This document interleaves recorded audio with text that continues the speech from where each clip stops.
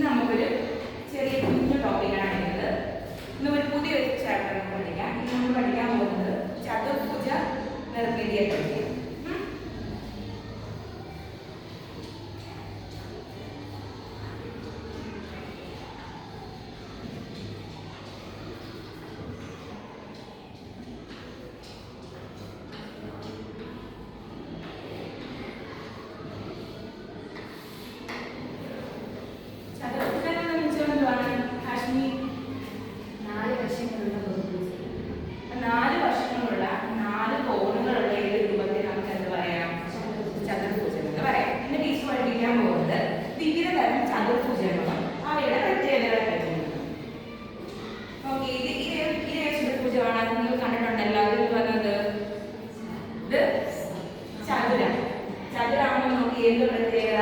അതിന്റെ എതിർ വശങ്ങളെല്ലാം എന്താണ്? തുല്യമാണ്.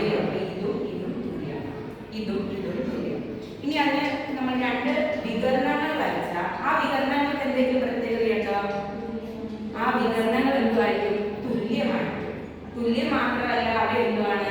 സമഭാഗം ചെയ്യുന്നു. പക്ഷെ ആ വികരണങ്ങൾ കൂട്ടിമുട്ടുന്ന പോയിന്റിൽ നിന്നും എതിർ മൂലകളിലേക്കുള്ള ദൂരം എന്തുമായിരിക്കും? തുല്യമായിരിക്കും. അപ്പം ചതുരം എന്ന് പറഞ്ഞാൽ 4 വശങ്ങളുണ്ട്, 2 വികരണങ്ങളുണ്ട്. ആ വികരണങ്ങൾ പരസ്പരം സമഭാഗം ചെയ്യുന്നു. അവയുടെ ആംഗിൾ എത്രയായിരിക്കും? 90 ഡിഗ്രി. മട്ടകോണുകളാണ്. ഇനി ഒരു ചതുരം എപ്പോഴാണ് സമചതുരമാകും? എപ്പോഴും സമചതുരമാകും? ചതുരത്തിന് 4 വശങ്ങളുണ്ടെന്ന് പറയും. ആ 4 വശങ്ങൾ തുല്യമാകുമ്പോൾ നമ്മൾ എന്ത് പറയും? സമചതുരം എന്ന് പറയും. ഈ ചതുരത്തിന്റെ തന്നെ പ്രത്യേകതകൾ കൊണ്ട് ഇതിൽ എന്തുവാണ്? എല്ലാ കോണുകളും എന്തുവാണ്? മട്ടകോണുകളാണ്. പിന്നെ എന്തുവാണ്? ഇതിന് 2 എന്തുണ്ട്? വികരണങ്ങളുണ്ട്. ആ വികരണങ്ങൾ എന്തുമായിരിക്കും? തുല്യമായിരിക്കും. അതിനുശേഷം ആ വികരണങ്ങൾക്ക് ഇടയിലുള്ള കോണിന് എന്തെങ്കിലും പ്രത്യേകതയുണ്ടോ? എന്തുണ്ട്? അത് മട്ടകോണാണ്. 90 ഡിഗ്രിയാണ്. അപ്പൊ ചതുരാകുമ്പോൾ എന്തായിരുന്നു? അവര് വികരണങ്ങൾ എന്തുമായിരിക്കും? സമഭാഗം മാത്രമേ ചെയ്തിട്ടുള്ളായിരുന്നു. എന്നാൽ സമചതുരാകുമ്പോൾ എന്തുവാകും? അത് ലംബ സമഭാജികളാണ്. എന്ത്? വികരണങ്ങൾ എന്തുമായിരിക്കും? ലംബ സമഭാജികൾ ആയിരിക്കും. അപ്പൊ ചതുരോ സമചതുരം പഠിച്ചല്ലോ. ഇനി നമ്മൾ പഠിക്കാൻ പോകുന്നത് എന്തുവാണ്? സാമാന്തരിക അല്ലെങ്കിൽ പാരലോഗ്രാം. പാരലോഗ്രാമിന്റെ പ്രത്യേകത നോക്കിയേ.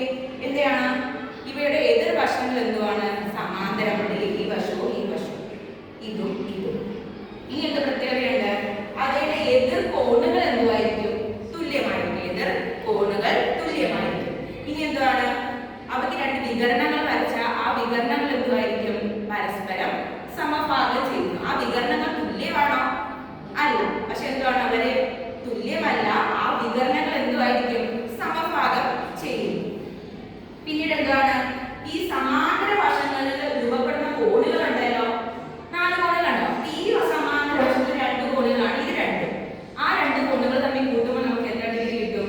180 ഡിഗ്രി കിട്ടും. അതുപോലെ ഈ സമാന്തര വശത്തിൽ രൂപപ്പെടുന്ന ഈ 2 കോണുകൾ തമ്മിൽ കൂട്ടുമ്പോൾ നമുക്ക് എത്ര കിട്ടും? 180 ഡിഗ്രി കിട്ടും. ഇനി ഒരു സാമാന്തരികം എപ്പോഴും സമഭുജ സാമാന്തരികമാകും. എപ്പോ ആകും? സാമാന്തരികമാകുമ്പോൾ ഈ എല്ലാ വശങ്ങളും തുല്യമാണോ? അല്ലല്ലോ. ഇത് രണ്ടും ഇവിടെ തുല്യം. അപ്പൊ എല്ലാ വശങ്ങളും തുല്യമായാൽ അതിനെ നമ്മൾ എന്ത് പറയും? സമഭുജ സാമാന്തരികം എന്ന് പറയും. അതിന് ചില പ്രത്യേകതകളുണ്ട്. ഈ സാമാന്തരികത്തിന്റെ പ്രത്യേകതകളുണ്ട്, അത് കൂടാതെ ചില പ്രത്യേകത കൂടിയുണ്ട്.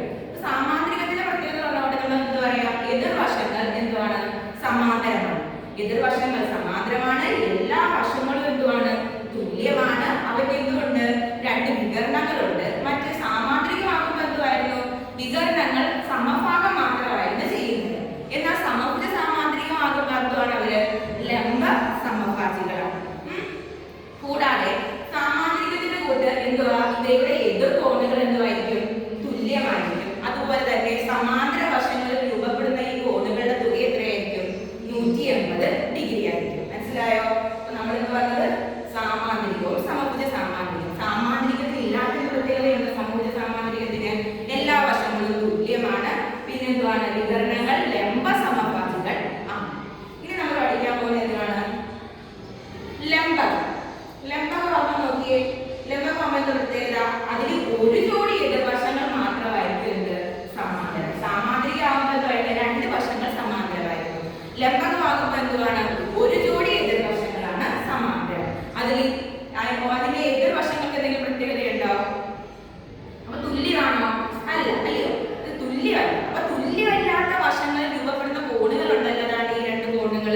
അവ കൂട്ടുമ്പോൾ എത്രയായിരിക്കും? ആ കോണുകളുടെ തുക എത്രയായിരിക്കും? 180 ഡിഗ്രി. ഈ കോണുകളുടെയും ഈ കോണിന്റെയും തുക എത്രയായിരിക്കും? 180 ഡിഗ്രി ആണ്. ഇനി ഒരു ലംബകം എപ്പോഴും സമപാർശ്വ ലംബകമാകും. സമപാർശ്വ ത്രികോണം എന്ന് വെച്ചാൽ എന്താണ്? രണ്ട് വശങ്ങൾ തുല്യം. അപ്പം സമപാർശ്വ ലംബകം ആകുമ്പോൾ എന്തായിരിക്കും?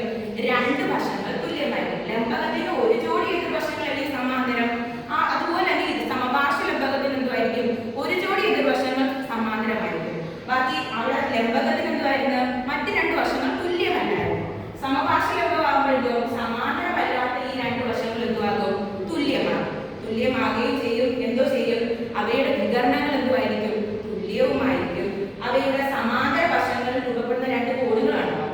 സമാന്തര വശങ്ങൾ ഇതും ഇതും. അവയിൽ രൂപപ്പെടുന്ന രണ്ട് കോണുകളുണ്ടാവും. ഈ സമാന്തര വശത്തിൽ രൂപപ്പെടുന്നതാണ് ഈ കോണും ഈ കോണും. ആ രണ്ട് കോണും എന്തായിരിക്കും? തുല്യമായിരിക്കും. ഈ വശത്തിൽ രൂപപ്പെടുന്ന എന്തൊക്കെയാണ്? ഈ കോണും ഈ കോണും.